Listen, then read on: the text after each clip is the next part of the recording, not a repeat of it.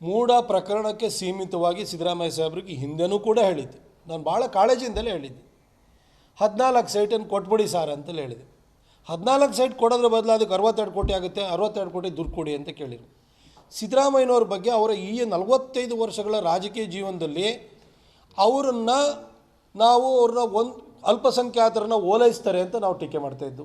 ನಮ್ಮ ಕಾರ್ಯಕರ್ತರನ್ನ ಅಲ್ಪಸಂಖ್ಯಾತರಲ್ಲಿ ಪುಂಡ್ರಿರೋವಂಥವ್ರು ಹತ್ಯೆ ಮಾಡಿದಾಗ ಇವರು ಮೌನ ವಹಿಸಿದ್ರು ಅಂತ ನಾವು ಅವ್ರಿಗೆ ಹೇಳಿದ್ದೀವಿ.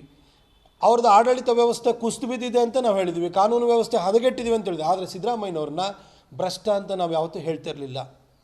ಆದರೆ 14 ಸೈಟನ್ನು ಅಕ್ರಮವಾಗಿ ಪಡ್ಕೊಂಡಿದ್ದಲ್ದಲೆ ಅದಕ್ಕೆ 62 ಕೋಟಿ ಕೊಟ್ಟು ಮೂಡಾದವ್ರು ಕೊಡಲಿ, ನಾನು ವಾಪಸ್ ಕೊಡ್ತೀನಿ ಅಂತ ಹೇಳೋ ಮುಖಾಂತರವಾಗಿ ಇಷ್ಟು ವರ್ಷ ಅವರು ರಾಜಕೀಯ ಜೀವನದಲ್ಲಿ ಏನು ಮೌಲ್ಯಗಳನ್ನು ಕಾಪಾಡ್ಕೊಂಡು ಬಂದಿದ್ರು ಅದ್ರ ಬಗ್ಗೆ ಪ್ರಶ್ನೆ ಹೇಳುವ ರೀತಿಯಲ್ಲಿ ಅವರೇ ಮಾಡ್ಕೊಂಡಿದ್ದಾರೆ.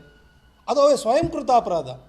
ಅವತ್ತು ಹೇಳಿದ 14 ಸೈಟ್ ಕೊಟ್ಬಿಡಿ ಸರ್, ಎಲ್ಲರೂ ಅದರೊಳಗಡೆ ಫಲಾನುಭವಿಗಳಿದ್ದಾರೆ, ಎಲ್ಲ ಪಕ್ಷದವರು ಇದ್ದಾರೆ, ಎಲ್ಲ ಕಳ್ಳರು ಸಿಕ್ಕಾಕೊಳ್ತಾರೆ, ನೀವೊಬ್ಬರೇ ಯಾಕೆ ಕಳಂಕ ಹೊತ್ಕೊಳ್ತೀರಿ ಅಂತ ನಾನು ಅವತ್ತೂ ಅವರಿಗೆ ಪರಿಪರಿಯಾಗಿ ಬಿಡಿಸಿ ಹೇಳಿದೆ. ಯಾರೊಬ್ಬರು ಮುಖ್ಯಮಂತ್ರಿ ಆಗಲಿ ಯಾರೋ ಗುರುತರ ಸ್ಥಾನದಲ್ಲಿ ಸರ್ ಒಳ್ಳೆ ಅಡ್ವೈಸರ್ಸನ್ನ ಇಟ್ಕೊಳ್ಬೇಕು. ಅಲ್ಲಿ ಬರೀ ಏನು ಅಂತಂದರೆ ತಮಗೆ ಬೇಕಾದನ್ನು ಬಹುಪರಾಕ್ ಹಾಕುವಂಥವ್ರನ್ನ ಇಟ್ಕೊಂಬಿಟ್ರೆ ಅವರು ಇದೇ ಥರ ದಾರಿ ತಪ್ಪಿಸ್ತಿರ್ತಾರೆ. ನೀವು ಇವತ್ತು ನಿಮ್ಮ ಮೇಲೆ ಆರೋಪ ಬಂದಿದೆ, ನೀವು ರಾಜ್ಯದ ದೊರೆ, ನೀವು ಈ ಆರೋಪಗಳಿಗೆ ನೀವು ಉತ್ತರವನ್ನು ಕೊಡಬೇಕು. ನೀವಿದ್ದಾಗ ಮಾಡಲಿಲ್ವಾ, ಆಯಿತು ಬಿ ಜೆ ಪಿ ಇದ್ದಾಗ ತಪ್ಪೇ ಮಾಡಿದೆ ಅಂತ ತಿಳ್ಕೊಳ್ಳಿ, ಅದಕ್ಕೋಸ್ಕರ ನಿಮಗೆ 136 ಸೀಟ್ ಕೊಟ್ಬಿಟ್ಟು ನಿಮ್ಮನ್ನು ಅಧಿಕಾರದಲ್ಲಿ ಕೂರಿಸಿದಿರಿ, ಮತ್ತು ನೀವು ಬಿ ಜೆ ಪಿ ತಪ್ಪೇ ಹಾಕೊಳ್ಳಿಕ್ಕೆ ಹೋಗ್ತಿದ್ರಿ. ತಪ್ಪು ಮಾಡಿದ್ದಾರೆ ಅಂತಲೇ ಒಂದು ಕ್ಷಣಕ್ಕೆ ಅನ್ಕೊಂಬಿಡೋಣ, ಅಲ್ಲಿ ಆ ಸಂದರ್ಭದಲ್ಲಿ ಬೇರೆ ಬೇರೆ ರೀತಿ ನಡೆದಿದೆ ಅಂತಲೇ ಅನ್ಕೊಂಬಿಡೋಣ. ಆ ಕಾರಣಕ್ಕೋಸ್ಕರನೇ ಅಲ್ವಾ ನಿಮಗೆ 136 ಸೀಟ್ ಕೊಟ್ಟಿದ್ದು. ಮತ್ತು ನೀವು ಬಂದಾದ್ಮೇಲೆ ಯಾಕೆ ಅದೇ ಕೆಲಸವನ್ನು ಮಾಡ್ತಾಯಿದ್ದೀರಿ? ನೀವು ಯಾಕೆ ಮತ್ತೆ ಬಿ ಜೆ ಪಿಯವ್ರು ಹಿಂಗೆ ಮಾಡಿದ್ರು ಅಂತ ಹೇಳಲಿಕ್ಕೆ ಹೋಗ್ತಾಯಿದ್ದೀರಿ? ಆ ಸಂದರ್ಭದಲ್ಲಿ ಎಡವಟ್ಟುಗಳಾಗಿದ್ದಾವೆ ಅನ್ನೋ ಕಾರಣಕ್ಕೋಸ್ಕರ ನೀವು ಒಳ್ಳೆ ಆಡಳಿತವನ್ನು ಕೊಡ್ತೀರಿ ಅನ್ನೋ ಕಾರಣಕ್ಕೋಸ್ಕರವಾಗಿ ನಿಮಗೆ ಅಧಿಕಾರ ಕೊಟ್ಟಿದ್ದಾರೆ. ಅಧಿಕಾರ ಕೊಟ್ಟಿದ ಮೇಲೆ ಹಿಂದೆ ತೋರಿಸೋದಾದರೆ ನಿಮ್ಮ ನಂತರ ನಾವು ಅಧಿಕಾರಕ್ಕೆ ಬರ್ತೀವಿ. ಅವು ಕಾಂಗ್ರೆಸ್ನವು ನೀವೇನು ಮಾಡಿದ್ರಿ ಅಂತ ಬರೀ ಪರಸ್ಪರ ಆರೋಪ ದೋಷಾರೋಪದಲ್ಲೇ ಅಥವಾ ನಾವು ಆರೋಪ ಪ್ರತ್ಯಾರೋಪದಲ್ಲೇ ಕಾಲ ಕಳೆಯೋಣ. ದಯವಿಟ್ಟು ಹೇಮಂತ್ ಸೊರೇನು, ಅರವಿಂದ್ ಕೇಜ್ರಿವಾಲ್ ಅಂತಹ ಮಾದರಿಯನ್ನು ಅನುಸರಿಸಬೇಡಿ. ನಿಮಗೆ ನಾನು ಅವತ್ತೇ ಹೇಳಿದೆ, ಮೌಲ್ಯಯುತ ರಾಜಕಾರಣದ ಒಂದಷ್ಟು ಹಿನ್ನೆಲೆ ನಿಮಗಿದೆ ಸಿದ್ದರಾಮಯ್ಯ ಸಾಹೇಬ್ರೆ. ನೀವು ದಯವಿಟ್ಟು ನೀವೇನು ಮಾಡಿದ್ರಿ, ನೀವು ತಪ್ಪು ಮಾಡಿಲ್ವಾ, ನೀವು ಅದು ತಿಂದಿಲ್ವಾ, ಇದನ್ನು ಹೇಳಕ್ಕೆ ಹೋಗಬೇಡಿ. ನೀವು ಒಳ್ಳೆ ಮಾದರಿಯನ್ನು ಕರ್ನಾಟಕ ಹಾಕ್ಕೊಡಿ. ಲೋಕಾಯುಕ್ತ ನಿಮ್ಮ ಕೈಯಲ್ಲೇ ಇದೆ, ನಿಮ್ಮ ಸರ್ಕಾರದ ಅಧೀನದಲ್ಲೇ ಇದೆ. 3 ತಿಂಗಳಲ್ಲಿ ತನಿಖೆಯನ್ನು ಮುಗಿಸ್ಬಿಡಿ. ತಪ್ಪಿತಸ್ಥರಲ್ಲ ಅಂತಂದರೆ ವಾಪಸ್ ಚೇರಿಗೆ ಬನ್ನಿ, ನಾವೇ ನಿಮಗೆ ಚಪ್ಪಾಳೆ ತೊಟ್ಟು ಇಲ್ಲ ದೋಷಮುಕ್ತರಾಗಿ ಬಂದಿದ್ದಾರೆ ಅಂತ ಹೇಳ್ಬಿಟ್ಟು ಸ್ವಾಗತ ಮಾಡ್ತೀವಿ. ಆದರೆ ಇವತ್ತು ನೀವು ರಿಸೈನ್ ಮಾಡಲಿಕ್ಕೆ ನಿರಾಕರಿಸ್ತಾ ಮತ್ತೆ ಬಿ ಜೆ ಪಿ ಬಗ್ಗೆ ಇನ್ನೊಂದು ಪಕ್ಷದ ಬಗ್ಗೆ ಬೆರಳು ತೋರಿಸೋಂಥ ಕೆಲಸನ ಮಾಡಬೇಡಿ. ಆಮೇಲೆ ಅವ್ರ ಮೇಲೆ ಇವಾಗ FIR ಹಾಕ್ತೀನಿ, ಅವ್ರ ಮೇಲೆ ಇಂಥ ಆರೋಪ ಇದೆ ಅಂತಾರಲ್ಲ ಸರ್. ನಿಮ್ಮ ಸರ್ಕಾರ ಬಂದು 1 ವರ್ಷ 5 ತಿಂಗಳಾಯಿತು. ಬಿಟ್ಕಾಯಿನ್ ಅಂತಂದಿದ್ರಿ, PSI ಹಗರಣ ಅಂತೇಳಿದ್ರಿ, 40% ಅಂದ್ರಿ, PACM ಅಂತಂದ್ರಿ, ತರಾವರಿ ಆರೋಪ ಮಾಡ್ತಿದ್ರಲ್ಲ ಸರ್. 1 ವರ್ಷ 5 ತಿಂಗಳಾದ್ರೂ ಕೂಡ ನಿಮ್ಮ ಸರ್ಕಾರದ ಯೋಗ್ಯತೆಗೆ ಒಂದು ಸಣ್ಣ ಸಾಕ್ಷ್ಯಾಧಾರವನ್ನು ಹುಡ್ಕೋಕ್ಕಾಗಿಲ್ಲ. ಇಲ್ಲಿವರೆಗೆ ಏನು ಮಾಡ್ತಿದ್ರಿ ನೀವು? ಏನು ಕೆಲಸ ಮಾಡ್ತಿದ್ರಿ ಹೇಳಿ? 1 ವರ್ಷ 5 ತಿಂಗಳ ಕಾಲ ಈ ಬಿ ಜೆ ಪಿ ಮೇಲೆ ಏನೇನು ಆರೋಪ ಮಾಡಿದ್ರಲ್ಲ ಅದರದ್ದು ತನಿಖೆಗೆ ಆದೇಶ ಮಾಡಿ ಸಾಕ್ಷ್ಯಗಳನ್ನು ಹುಡುಕಿ ಇಷ್ಟೊತ್ತಿಗೆ ಯಾರೋ ತಪ್ಪಿತಸ್ಥರು ಅಂತ ಕಂಡು ಬಂದಿದ್ರೆ ಅವ್ರಿಗೆ ಶಿಕ್ಷೆ ಕೊಡ್ಬೋದಿತ್ತು. ಇವತ್ತು ನಿಮ್ಮ ಮೇಲೆ ಆರೋಪ ಬಂದಿದೆ, ನಿಮ್ಮ ಸರ್ಕಾರ ಅಲ್ಗಾಡ್ತಿದೆ ಅಂತ ಏನು ಹೆದರಿಸ್ತಾ ಇದ್ದೀರಾ? ನಿಮ್ಮ ಮೇಲೆ ಮಾಡ್ತೀವಿ, ಎನ್ಕ್ವೈರಿ ಮಾಡ್ತೀವಿ ಅಂತ. ನಿಮ್ಮ ಬಿ ಜೆ ಪಿಲಿ ಯಾರು ಒಬ್ಬರಾದ್ರೂ ಕೂಡ ಭ್ರಷ್ಟಾಚಾರ ಮಾಡಿಲ್ದಿದ್ದನ್ನು ತೋರಿಸ್ಬಿಡಿ ನೋಡೋಣ, ನಾನು ನಿಮಗೆ ಅವ್ರಿಗೆ ಸನ್ಮಾನ ಮಾಡ್ತೀನಿ ಅಂತ ಹೇಳ್ತಿದ್ರಲ್ಲ ಸಿದ್ದರಾಮಯ್ಯ ಸಾಹೇಬ್ರೆ. ಮೈಸೂರಿನಲ್ಲಿ ನಾನು ಕೂಡ 10 ವರ್ಷ MP ಆಗಿ ಕೆಲಸವನ್ನು ಮಾಡಿದ್ದೀನಿ. ಮೂಡಾದಲ್ಲಿ ನಾನು ನನ್ನೊಬ್ಬನು ಬಿಟ್ಟು ಬೇರೆ ಯಾರು ಬೇಕಾದ್ರೂ ಇನ್ವಾಲ್ವ್ ಆಗಿರ್ಬೋದು, ಆದರೆ ನಾನು ಇನ್ವಾಲ್ವ್ ಆಗಿಲ್ಲ ಅಂತ ಹೇಳುವಂತಹ ನಾನು ಒಂದು ಆತ್ಮಸ್ಥೈರ್ಯವನ್ನು ತೋರಿಸಿದ್ದೀನಿ. ಯಾಕೆ ಎಲ್ಲರನ್ನೂ ಕೂಡ ಒಂದೇ ರೀತಿಯಲ್ಲಿ ಹೇಳ್ತೀರಿ?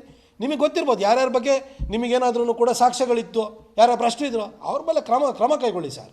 ಆದರೆ ಎಲ್ಲರೂ ಕೂಡ ಎಲ್ಲರೂ ಕಳ್ಳರು ಅಂತ ಹೇಳಕ್ಕೆ ಹೋಗಬೇಡಿ. ಒಳ್ಳೆಯವರು ಇದ್ದೀವಿ, ಒಳ್ಳೆ ಕೆಲಸವನ್ನು ಮಾಡಿದ್ದೀವಿ. ಮೈಸೂರಿನ ಜನರು ಸೇವೆ ಮಾಡಿದ್ರು, ಬೇರೆ ಬೇರೆ ರಾಜ್ಯದಲ್ಲೂ ಬೇರೆ ಬೇರೆನಲ್ಲೂ ಪ್ರಾಮಾಣಿಕವಾಗಿ ಕೆಲಸ ಮಾಡಿದಂಥವ್ರು ಭಾಳಷ್ಟು ಜನ ಇದ್ದಾರೆ. ದಯವಿಟ್ಟು ಎಲ್ಲರ ಬಗ್ಗೆಯೂ ಕೂಡ ಸಾರಾಸಗಟ್ಟಾಗಿ ನೀವೆಲ್ಲರೂ ಬಿ ಜೆ ಪಿಲಿರೋರೆಲ್ಲ ಅಪ್ರಾಮಾಣಿಕರು ಅಂತೇಳಿ ಹೇಳಿ ನಿಮ್ಮ ಅಪ್ರಾಮಾಣಿಕತೆಯನ್ನು ನೀವು ಎಸಗಿರುವಂಥ ಅಕ್ರಮವನ್ನು ಮುಚ್ಕೊಳ್ಳಿಕ್ಕೆ ದಯವಿಟ್ಟು ಈ ಥರ ಹೇಳಕ್ಕೆ ಹೋಗಬೇಡಿ. 3ನೇ ತಾರೀಕಿಂದ ಮೈಸೂರಿನಲ್ಲಿ ದಸರಾ ಆಚರಣೆ ವಿದ್ಯುಕ್ತವಾಗಿ ಆರಂಭವಾಗಲಿದೆ.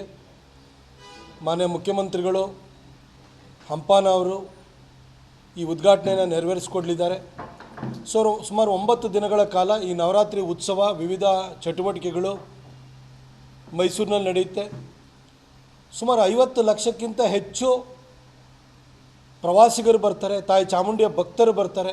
ದಸರಾವನ್ನು ನೋಡುವಂಥದ್ದೇ ಎಲ್ರಿಗೂ ಒಂದು ಖುಷಿಯ ಸಡಗರದ ವಿಚಾರ. ಪ್ರತಿ ವರ್ಷ ಸೆಪ್ಟೆಂಬರ್ ಅಕ್ಟೋಬರ್ ಬಂತು ಅಂತ ಅಂದ್ಕೂಡಲೇ ಇಡೀ ಮೈಸೂರಿನಲ್ಲಿ ಒಂದು ರೀತಿಯ ಹಬ್ಬದ ವಾತಾವರಣ ಸೃಷ್ಟಿಯಾಗುತ್ತೆ. ತಾಯಿ ಚಾಮುಂಡೇಶ್ವರಿಗೆ 9 ದಿನಗಳು ವಿವಿಧ ಅಲಂಕಾರವನ್ನು ಮಾಡ್ತಾರೆ. ಲಕ್ಷಾಂತರ ಜನ ಭಕ್ತರು ಬಂದು ಆಕೆಯ ದರ್ಶನವನ್ನು ಪಡೆದು ಆಶೀರ್ವಾದವನ್ನು ಕೋರಿ ಪ್ರಾರ್ಥನೆಯನ್ನು ಮಾಡಿ ಹೋಗ್ತಾರೆ. ಹೀಗೆ ಮೈಸೂರು ದಸರಾ ಸಂದರ್ಭದಲ್ಲಿ ಭಕ್ತಿ ಭಾವದಿಂದ ತಾಯಿ ಚಾಮುಂಡಿಯ ಆರಾಧನೆಗೆ ಸಿದ್ಧವಾಗುತ್ತೆ. ಅದೇ ಸಂದರ್ಭದಲ್ಲಿ ಕೆಲವರು ಒಂದು ರೀತಿ ಕರ್ಕಶವನ್ನು ಕೂಡ ಪ್ರಾರಂಭ ಮಾಡಿಬಿಡ್ತಾರೆ. 2016ರಲ್ಲಿ ಸಿದ್ದರಾಮಯ್ಯ ಸಾಹೇಬರು ಹಿಂದೆ ಮುಖ್ಯಮಂತ್ರಿ ಆದಾಗ ಮಹಿಷಾ ದಸರಾ ಅಂತ ಪ್ರಾರಂಭವನ್ನು ಮಾಡಿದರು. ಅದುವರೆಗೂ ಈ ರೀತಿ ಒಂದು ದಸರಾ ಇದೆ ಅಂತ ಜಗತ್ತಿನಲ್ಲಿ ಯಾರಿಗೂ ಗೊತ್ತಿರಲಿಲ್ಲ. ಇದೇ ಒಂದು ಸೃಷ್ಟಿಯನ್ನು ಮಾಡಿ ಮಹಿಷಾ ದಸರಾ ಅಂತ ಪ್ರಾರಂಭ ಮಾಡಿದರು. ಟೌನ್ ಹಾಲಿಂದ ಬೆಳ್ಳಿಯ ರಥದಲ್ಲಿ ಮಹಿಷನ ಫೋಟೋನ ಇಟ್ಕೊಂಡು ಚಾಮುಂಡಿ ಬೆಟ್ಟಕ್ಕೆ ಹೋಗಿ ಅಲ್ಲಿ ಮಹಿಷಾಸುರನ ಸ್ಟ್ಯಾಚ್ಯೂಗೆ ಪುಷ್ಪಾರ್ಚನೆಯನ್ನು ಮಾಡಿ ಅಲ್ಲೇ ಪೆಂಡಾಲನ್ನ ಹಾಕಿ ಅಲ್ಲಿ ತಾಯಿ ಚಾಮುಂಡಿಗೆ ಬಗ್ಗೆ ಇಲ್ಲ ಸಲ್ಲದ ಮಾತುಗಳನ್ನಾಡೋಂಥದ್ದು, ತಾಯಿ ಚಾಮುಂಡಿ ಬಗ್ಗೆ ನಿಂದನಾತ್ಮಕವಾದಂಥ ಮಾತುಗಳನ್ನಾಡೋಂಥದ್ದು, ಈ ರೀತಿಯ ಒಂದು ಹೊಸ ಚಾಳಿಯನ್ನು ಹುಟ್ಟುಹಾಕಿದರು. 2019ರಲ್ಲಿ ನಮ್ಮ ಯಡಿಯೂರಪ್ಪ ಸಾಹೇಬರ ನೇತೃತ್ವದಲ್ಲಿ ಸರ್ಕಾರ ಬಂದಾದ ನಂತರ ಆಗ ಜಿಲ್ಲಾ ಉಸ್ತುವಾರಿ ಸಚಿವರಾಗಿ ಸೋಮಣ್ಣ ಸಾಹೇಬರು ಬಂದರು. ಆಗ ನಾನು ಸೋಮಣ್ಣ ಸಾಹೇಬ್ರಿಗೆ ಹೇಳಿದೆ, ಈ ರೀತಿ ತಾಯಿ ಚಾಮುಂಡಿಗೆ ಅವಮಾನ ಮಾಡುವಂಥ ಈ ರೀತಿ ಒಂದು ಪದ್ಧತಿಯನ್ನು ಹೊಸದಾಗಿ ಸೃಷ್ಟಿ ಮಾಡಿದ್ದಾರೆ. ತಾಯಿ ಚಾಮುಂಡಿಗೆ ಕೋಟ್ಯಂತರ ಜನ ಭಕ್ತರಿದ್ದಾರೆ.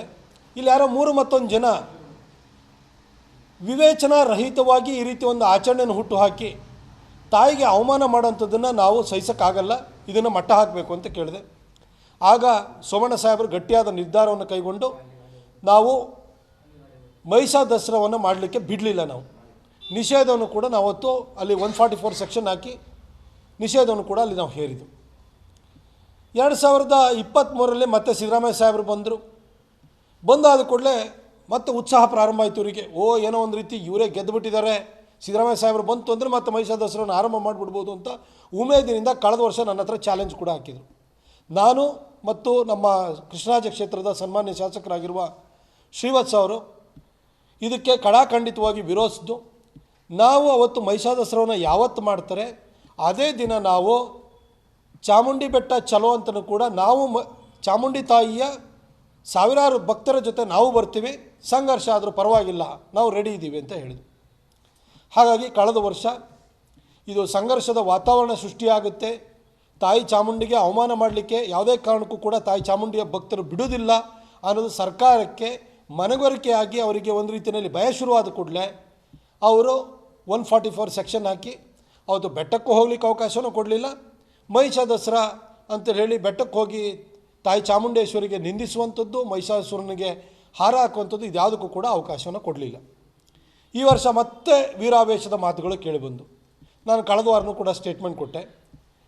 ನಾನು ಮನವಿನೂ ಕೂಡ ಮಾಡಿಕೊಂಡೆ, ಯಾರು ಮಹಿಷಾ ದಸರಾವನ್ನು ಮಾಡಬೇಕು ಅಂತ ಹೊರಟಿದ್ರಿ, ಒಂದು ವೇಳೆ ನಿಮಗೆ ಮಹಿಷಾಸುರನೇ ನಿಮಗೆ ದೇವರು ಅಂತ ನಿಮಗೆ ಅನಿಸಿದರೆ ನಿಮ್ಮ ಮನೆಯಲ್ಲಿ ಮಹಿಷಾಸುರನ ಫೋಟೋ ಇಟ್ಕೊಂಡು ಮಹಿಷನಿಗೆ ನಿತ್ಯ ಆರಾಧನೆ ಮಾಡೋದಕ್ಕೆ ನಮ್ಮ ತಕರಾರಿಲ್ಲ. ಮಹಿಷನಿಗೆ ನೀವು ನಿನ್ನಂಥದೇ ಒಬ್ಬ ಮಗನ ಕೊಡುವಂಥ ದಿನ ಕೇಳಿಕೊಂಡ್ರೂ ನಮಗೆ ಬೇಜಾರ ಇಲ್ಲ. ಆದರೆ ತಾಯಿ ಚಾಮುಂಡಿ ಬೆಟ್ಟ ಇದೆಯಲ್ಲ, ಅದು ಮಹಿಷಾಸುರನ ದಸರಾ ಮಾಡಲಿಕ್ಕೆ ಸೂಕ್ತವಾದ ಸ್ಥಳ ಅಲ್ಲ. ತಾಯಿ ಚಾಮುಂಡಿಯ ಹೆಸರೇ ಮಹಿಷ ಮರ್ದಿನಿ ಅಂತ, ಮಹಿಷಾಸುರನ ಸಂಹಾರ ಮಾಡಿದಂಥಳು ಅಂತ. ಹಾಗಾಗಿ ಯಾವುದೇ ಕಾರಣಕ್ಕೂ ಅಲ್ಲಿ ಅವಕಾಶ ಇಲ್ಲ. ಅಲ್ಲಿ ಬಂದು ಏನಾದರೂ ಮತ್ತೆ ಈ ಅಬದ್ಧದ ಆಚರಣೆಯನ್ನು ಮಾಡಲಿಕ್ಕೆ ಬಂತು ಅಂದರೆ ಮತ್ತೆ ನಾವು ಚಾಮುಂಡಿ ಬೆಟ್ಟ ಚಲೋ ಕಾರ್ಯಕ್ರಮವನ್ನು ನಾವು ಚಳವಳಿಯನ್ನು ಮಾಡ್ತೀವಿ ಅಂತ ಹೇಳಿದ್ದೆ. ನಾಳೆ ಬೆಳಗ್ಗೆ ಚಾಮುಂಡಿ ಬೆಟ್ಟಕ್ಕೆ ಹೋಗ್ತೀವಿ, 8:30ಗೆ ಪುಷ್ಪಾರ್ಚನೆ ಮಾಡ್ತೀವಿ ಅಂತ ಮತ್ತೆ ಏನು ಪತ್ರಿಕೆಗಳಲ್ಲಿ ಹೇಳಿಕೆಯೂ ಕೂಡ ಕೊಟ್ಟಿದ್ದಾರೆ, ಇನ್ವಿಟೇಷನ್ ಆಮಂತ್ರಣ ಪತ್ರಿಕೆಯನ್ನು ಕೂಡ ಮಾಡಿದ್ದಾರೆ. ಈ ಮಧ್ಯದಲ್ಲಿ ನಾನು ಪೊಲೀಸ್ ಕಮಿಷನರ್ ಹತ್ರ ಮಾತಾಡಿದೆ, DCP 1 ಹತ್ರನೂ ಮಾತಾಡಿದ್ದೀನಿ, ಜಿಲ್ಲಾ ಆಡಳಿತ ಜೊತೆನೂ ಮಾತಾಡಿದ್ದೀನಿ. ಅವರು ಇವತ್ತಿನಿಂದಲೇ ಜಾರಿಗೆ ಬರುವ ಹಾಗೆ 144 ಸೆಕ್ಷನ್ನ ಆಲ್ರೆಡಿ ಜಾರಿಗೆ ಮಾಡಿದ್ದಾರೆ. ನಾಳೆಗೆ ಯಾವುದೇ ಕಾರಣಕ್ಕೂ ಕೂಡ ಅಲ್ಲಿ ಹೋಗಿ ತಾಯಿ ಚಾಮುಂಡಿಗೆ ಅವಮಾನ ಮಾಡುವಂಥ ಮಾತುಗಳನ್ನ ಆಡಲಿಕ್ಕಾಗಲಿ, ಮಹಿಷಾಸುರನಿಗೆ ಪುಷ್ಪಾರ್ಚನೆ ಮಾಡಲಿಕ್ಕಾಗಲಿ ನಾವು ಬಿಡೋದಿಲ್ಲ ಅಂತ ಹೇಳಿ ಸ್ಪಷ್ಟವಾಗಿ ಅವರು ನಮಗೆ ಭರವಸೆನ ಕೊಟ್ಟಿದ್ದಾರೆ. ಹಾಗಾಗಿ 144 ಸೆಕ್ಷನ್ನವನ್ನು ಹಾಕಿರೋದನ್ನು ಗೌರವಿಸಿ ನಾವು ಚಲೋ ಚಾಮುಂಡಿ ಬೆಟ್ಟ ಅಥವಾ ಚಾಮುಂಡಿ ಬೆಟ್ಟ ಚಲೋ ಅಂತ ಏನು ನಾವು ಚಳವಳಿನ ಹಮ್ಮಿಕೊಳ್ಳಿಕ್ಕೆ ಹೋಗಿದ್ದು, ಹಾಗಾಗಿ ಅದನ್ನು ಜಿಲ್ಲಾ ಆಡಳಿತದ ಮೇಲೆ ವಿಶ್ವಾಸವನ್ನಿಟ್ಟು ನಾವು ಕೈ ಬಿಟ್ಟಿದ್ದೀವಿ. ಆದರೆ ನಾನು ಜಿಲ್ಲಾಡಳಿತಕ್ಕೆ, ವಿಶೇಷವಾಗಿ ಪೊಲೀಸ್ ಇಲಾಖೆಗೆ ನಾನು ಸ್ಪಷ್ಟವಾಗಿ ಹೇಳಲಿಕ್ಕೆ ಬಯಸೋದಿಷ್ಟೇ, ನಾಳೆ ಏನಾದ್ರೂ ಕೂಡ ತಾಯಿ ಚಾಮುಂಡಿಗೆ ಅವಮಾನ ಮಾಡುವಂಥ ಅಲ್ಲಿ ಕೆಲಸ ನಡೀತು ಅಂದರೆ, ಯಾರಾದ್ರೂ ಮಹಿಷಾಸುರನಿಗೆ ಹೋಗಿ ಹಾರ ಹಾಕುವಂಥದ್ದು ಏನಾದರೂ ಅಬದ್ಧ ಅಲ್ಲಿ ಎಸಗಿದ್ರು ಅಂತಂದರೆ, ನಾನು ದಸರಾ ಉದ್ಘಾಟನೆ ದಿನ ಚಳುವಳಿನ ಹಮ್ಮಿಕೊಳ್ಬೇಕಾಗುತ್ತೆ. ಆವತ್ತು ನಾವು ಪ್ರತಿರೋಧ ಒಡ್ಡುವಂಥ ಕೆಲಸವನ್ನು ಮಾಡ್ತೀವಿ. ದಯವಿಟ್ಟು ನಿಮ್ಮ ಭರವಸೆಗೆ ನಾವು ಬೆಲೆಯನ್ನು ಕೊಟ್ಟಿದ್ದೀವಿ, ನಾವು ನಿಮ್ಮ ಭರವಸೆನ ನಂಬಿದ್ದೀವಿ. ಅದಕ್ಕೆ ಯಾವುದೇ ಕಾರಣಕ್ಕೂ ಚ್ಯುತಿ ಆಗದ ಹಾಗೆ ನೀವು ನಡ್ಕೊಳ್ಳಿ ಅಂತ ನಾನು ಕೇಳ್ಕೊಳ್ತೀನಿ.